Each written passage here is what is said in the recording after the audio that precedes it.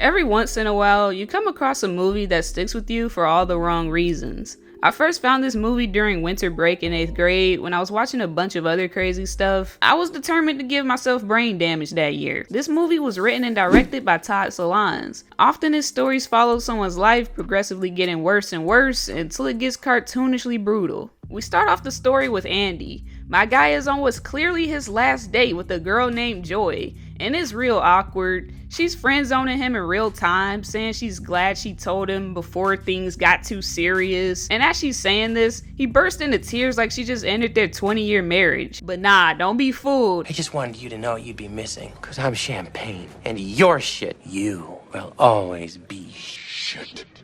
Andy was on that future timing. Joy is the youngest of 3 sisters. Like everyone else, she's repeatedly shown throughout the rest of the film as an insecure person that desperately works towards attaining things she can't have. She always wanted to be a musician, but for now she's stuck in an office job. She whips out her guitar and starts singing this kumbaya-ass song about chasing happiness and never giving up on it or whatever. I search for happiness. Happiness, where are you? She can't seem to keep a relationship and still lives at home with her parents. Much different from the oldest sister, Trish Maplewood, the stay-at-home wife and mom who on the surface level seems like she has it all. A doctor husband, a nice house, and her husband's personal favorite part, kids. Everyone else in class has, and I want to too. It gets so excited that a substance shoots out. Do you want me to show you? Her husband Bill works as a psychiatrist. His last patient of the day is a man named Alan. Alan is in the middle of describing all the disgusting and creepy things he wants to do to the woman who lives in his building. But whenever I see her, I want to tie her up. I'll somehow be the first person to wake up with a strike if I let this play any longer in my video, but just know he's one of those people who's so lonely and out of touch with socializing that they drive themselves into madness until their fantasies become more and more unhinged and they end up on the news. Trust me, Hall of Fame threat badge. Bill also takes up some much needed therapy himself. Trish is good to me. But still no sex. After the conversation with his therapist switches to him not getting any buns from his wife, Bill's driving around looking super thirsty and wide-eyed.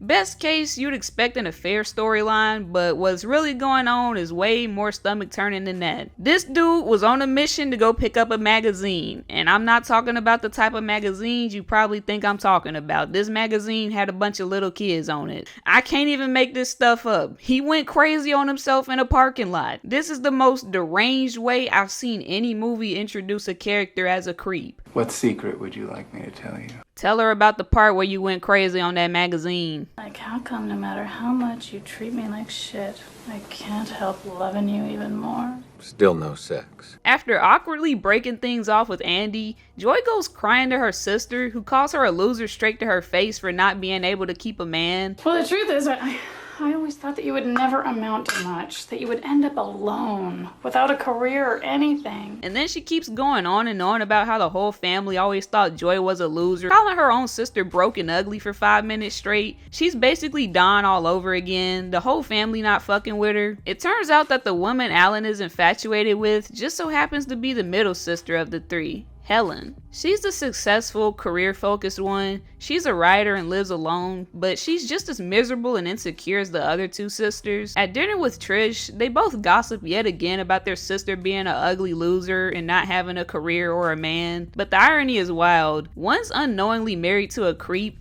and the other's only worth is her phony career as a writer, whose best idea was to make a book lying about being assaulted just to sell a shocking story. Neither of the things they flaunt to make themselves seem better than Joy are really as good as they cling to and hope for them to be. To me, that's what happiness is all about. People clinging on to stuff that they think will bring them joy, when in reality, there's always a void or flaw in the thing they're chasing. This theme will repeat itself continuously for the rest of the story. I also just realized the irony in her name being Joy as I said all of that. One of Alan's favorite hobbies is to sexually harass people over the phone. He does this to both Helen and Joy. You are a black hole, and I'm gonna you so bad. I need you to take a picture with your ass out and your back bent in. Strangely enough, these weird phone calls seem to flatter Helen. She's just as lonely as everyone else in Happiness, and having someone talk to her the way Alan was had her intrigued and calling back, not knowing the whole time that it was just the awkward dude down the hall. The only person Alan's really got in his life is Christina, the equally creepy neighbor down the hall. You know the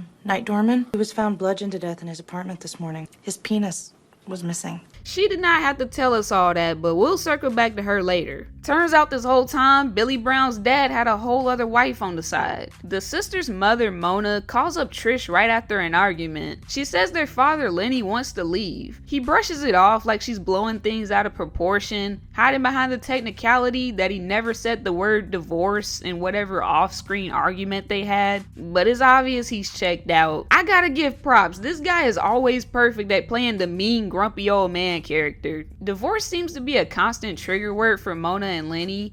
Did I use the word divorce? You said that you didn't. Did I use the word divorce? Even when she's inquiring for a new spot to live and the agent questions why her husband isn't moving in with her, Mona keeps insisting that he's just leaving her, not getting a divorce. While Mona's over here crying, Lenny ain't worried about shit. He's on the golf course, laid up at the pool. The doctor just told him he's healthy enough to live like a king till he's 100 years old, and best of all for him, he bags a new woman named Diane. But that thrill doesn't last too long, because Lenny admits right after sleeping with her that he didn't even feel anything. Don't feel guilty. I don't feel anything. Chasing a new woman wasn't even worth it after all. I guess this is what happens when you spent forever with someone and just get bored. For Lenny, his version of chasing happiness was running into another relationship. Meanwhile, Mona's left behind feeling lonely and used up. Oh, I just wish you had done this 20 years ago. Now I'll have to get another fucking facelift. After that date gone wrong with Joy, Andy went ahead and pulled the plug on himself. And in true Todd Solondz dark comedy fashion, when the news breaks out, nobody gives a fuck. None of his coworkers even remember who he was. I do remember a guy who worked over there, I think. But, I'm not really sure. This whole office ain't shit. Andy might have been right. After that, Joy's life becomes even more aimless. She leaves her meaningless office sales job and takes up work as a teacher at an immigration center, hoping to finally do something good that can improve the lives of others. But the timing couldn't have been worse. The entire class already hates her the second she walks in the door, wanting their old teacher back, since the teachers were on strike for better benefits. Joy ends up being branded a scab, which is basically someone that disrupts a strike by continuing to work, and she becomes the target of ridicule yet again. You are scab. We want matcha! We want matcha! At least one student was nice enough to shut the class up though. Joy heads home in tears, only to get scooped up on the street by that same student, Vlad, a Russian taxi driver. And let's just say Vlad wasn't letting this one slip by. He had exactly one question. Do you like men? See you in class tomorrow. Joy's decision to sleep with Vlad so quickly really goes back to where she's at emotionally. She's coming off a string of failures, Andy's suicide, the only guy that showed her attention was Alan prank calling her on the phone, and then she got humiliated in front of her own class. And by the time Vlad shows up, she's vulnerable and desperate for any kind of validation. Blind to the fact that she has no idea what this guy's true intentions were, because it turns out that he already had a woman back at home. And once she found out about this sneaky link situation, she wasn't having it. You did your blood? Yes. Vlad still manages to keep her stringing along and manipulates her one more time when she goes over to his place in an effort to apologize to his girlfriend. But Vlad smooth talks her into pulling $500 out of an ATM for him. He uses her for a second time, and Joy's left humiliated and leaves yet another job. Stupid man. While all that's going on, this kid named Johnny catches Bill's eye at his son's baseball game. It's like Mysterious Skin all over again. Johnny's dad suspects that his son is gay. It's completely ridiculous. The kid was just being a kid. Daddy, may I please sleep over at Billy's tonight? Sure, whatever. Yay! You know Bill was in his head smiling ear to ear when that question got brought up. This doesn't turn into some slow groom over time storyline though, Bill gets the horrific idea to drug Johnny that night, lacing his dessert with some pills in order to sedate him. Once everyone passes out and Bill is left alone with Johnny, he keeps getting more and more desperate. That kid ain't touching that sandwich. Eventually, he does begin to eat it. They don't show what happens next, but you can guess how that night ended. Once Bill gets back home from dropping Johnny off, his son comes to him with yet another question about understanding his body. In a different film or with a different father, these moments might just be awkward but necessary learning lessons, but because we know Bill is a predator, the entire exchange becomes almost unbearable to watch. He doesn't just answer Billy's question, but he follows up with inappropriate offers. Do you want me to show you? Do you want me to measure? Oh, do you want me to measure it? Like, what the hell? I mean, he's just completely crossing the line. What should be innocent curiosity between a child and an educational moment for a parent is twisted by our awareness of who Bill actually is. Billy always bases these conversations with his dad on things he's learned from talking with other boys, one of them being a boy named Ronald Farber. This is a name mentioned repeatedly. Later at dinner, Billy casually mentions that Ronald would be home alone while his parents are away in Europe, using it as an argument that he's old enough to be left home alone too. But Bill twists this totally normal conversation about independence into a horrific opportunity, later coming up with the excuse that he has a PTA meeting to attend. He instead drives to Ronald's house, and while Ronald is an off-screen character, it's known with certainty that Bill him that night too. Going back to Alan, whenever he isn't gooning his brain cells away over the phone, he's drinking himself to sleep with some magazines. Sad life, but at least he's getting his magazines from the right section and not pulling a bill. Alan nearly ends up becoming a victim himself in a drunken state when his neighbor Christina makes her way into his apartment and lays on top of him looking like she was ready to risk it all. But thankfully he wakes up and kicks her out before anything crazy happens. The next day, Christina apologizes to Alan and it looks like they're about to have a little date. Maybe these two awkward weirdos found a connection with each other off of being creepy weirdos. But remember that weird scene from earlier where she told Alan about the doorman's hot dog getting cut off? Well, yeah. The next thing I know, he was inside me. Yeah. Then I had to cut up his body. There's still some left in my freezer. Alan kind of just sits there and then awkwardly says, We all have our pluses and minuses. Really? You that desperate? She got a body in her freezer. After dinner, Alan gets another call from Helen, and he can't resist showing up at her doorstep, revealing it was him on the phone the whole time. Being anonymous gave him all the confidence in the world. He could be aggressive and mysterious. But in person, well, he was back to his usual boring self. Let's face it, these calls in the most fucked up way probably gave her some sort of thrill of danger or excitement, but the second Alan's actually in front of her, she realizes there's nothing romantic or thrilling about him. This isn't working. You're not my type. She was more in love with the idea of being desired than she was with the guy himself. Johnny's been getting more and more sick from the night Bill drugged him. They would take him to the hospital where the truth about what happened started to come to light. When the examiner gently asks if someone hurt him, his dad snaps. It doesn't take him long to connect it back to the day that Bill dropped him off at home. Over dinner, the Maplewood family receives a call from Joe. Hey, Joe. What's up? How's Johnny doing? You're a dead man. Oh, good. We have some questions for you and your wife. Has to do with your son's friend, Johnny Grasso. You said something about Ronald Farber. I mean, Johnny Grasso.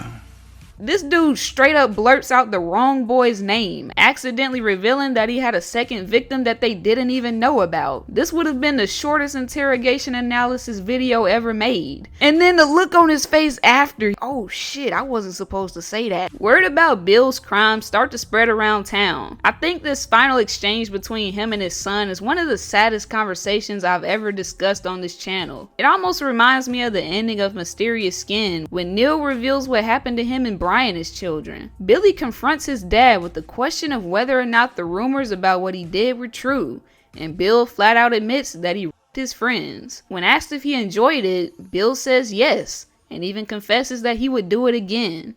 When Billy asks if he would do that to him, Bill responds that he would touch himself instead. The tragedy is that when he grows up, he would likely find himself questioning every interaction he had with his father, replaying all the questions that he asked him, and maybe even blaming himself for bringing his friends around. The lasting damage his sick father left on him really shows up 6 months later. We can assume that Bill is locked up now. I found it hilarious that the only time we actually see the whole family together is after they've all managed to screw their lives up. They're bonding over the fact that they all got left behind, and everything they spent the whole movie chasing ended up falling apart. Helen offers to set Joy up with a neighbor, some guy who works with computers. Yes, I'm talking about Alan. Trish is left on her own, awkwardly butting in about how she likes computers too, probably gearing up to chase a new husband, stuck in that same happiness cycle, trying to keep up with her image. Mona's still separated, but not divorced. The side piece Diane ended up having a stroke, and Lenny bitterly admits that there's no one out there for him. While everyone else is bonding about their failures over dinner, Billy watches a woman from his balcony, and then the dog. Next scene, bruh. For some twisted reason, Billy decides to proudly announce to his entire family, I came. You nasty ass bastard! Really goes to show how much Bill distorted his understanding of boundaries. I'd even go as far as saying that if his family doesn't get this kid some real help soon, he probably would grow up to be just like his dad. You really can't help but laugh at the absurdity of this long-running conversation between Bill and his son, where this kid spends half of the movie asking his dad about when he's finally gonna... And Bill keeps feeding into it, turning it into this twisted pep talk, like, you'll get there one day, champ, you know, just let me know when it happens. By the time Billy finally blurts it out to his family, it comes out like the punchline to a joke that took 2 hours to tell. One thing about Todd Solondz films is that no matter how dark a scene is, there's always this cartoonishly evil edge to it that reminds you it's a black comedy. Another example of this, besides those weird conversations with Bill and his son, is when Joy announces Andy's suicide at work. And I mean, we can all agree there's nothing funny about someone committing suicide, but the way her coworkers can't even remember who he was, and they're just listing off all the wrong things, like, wait a minute, was he the bald guy? Oh wait, no, he wasn't the bald guy. And then it just becomes some sort of office small talk, and literally no one cares. His characters suffer these brutal, humiliating fates. Even in death, they're still the butt of the joke. Think about palindromes and how Don's story ended in that one. After spending the entirety of Welcome to the Dollhouse facing rejection and being ignored, just for us to find out that she killed herself as an adult because when she found out she was pregnant from a date rape, she didn't want to subject another person to becoming her. Which again, nothing funny about it at face value, but the cruelty is so intense that you sit there like, damn, it doesn't get any better, does it? I'll close this review off by taking a look at the main characters one last time.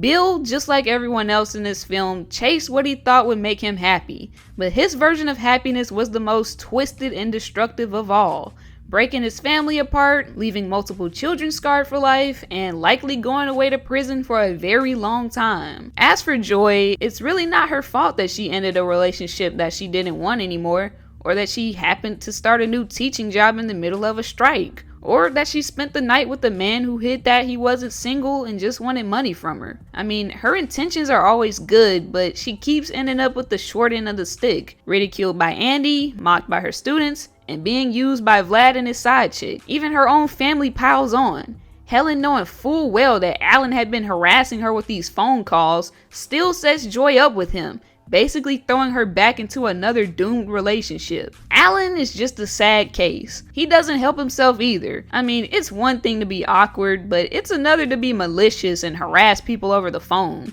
He's no better than those people on Catfish. Helen remains shallow to the very end. When Joy suggests that she should write a poem to process her feelings after learning that her neighbor was a violent murderer, Helen just laughs in her face, and while Joy's suggestion might have been naive, at least it was sincere. It's the kind of thing that she always does, has good intentions, but ends up getting laughed at. Lenny and Mona still refuse to divorce, even though their marriage has been dead for years. Lenny clings on to his bitterness. It's a relationship that has long outlived itself, but won't be put to rest. Overall, some very tragic stuff. This movie tugs on a lot of emotions. These stories are pretty common. Loneliness is getting worse and worse. A lot of people are looking for something they'll never find, and others are stuck in a bad relationship and refuse to let them go. The hardest parts to watch are obviously Bill's scenes, which are physically repulsive, but the others hit in a different way, more like emotional gore. The whole thing feels bleak, like these people are doomed to stay stuck in their misery forever. But that's happiness for you, a very ironic name to the very end. But before you guys click off, I just want to say I'm very grateful for all the support you guys have given me on each of these movie review videos. I've always wanted to give people something funny to watch, you know, the kind of videos you can hang out to. While these movies tend to be dark, I've always felt like they had some potential to be unintentionally funny. I mean, we all know how boring this website has gotten over the years. Just know I'm very grateful to come on here and have the opportunity to brighten some people's day up and give you some laughs. If you like this video, you should follow me on Rumble. YouTube hates me, so this is like my backup for when my shit gets taken down. But I'll see you guys in the next one. Prepare your tissue boxes, because other than this goofy Halloween special I'm about to make, I'm gonna be covering some super sad movies.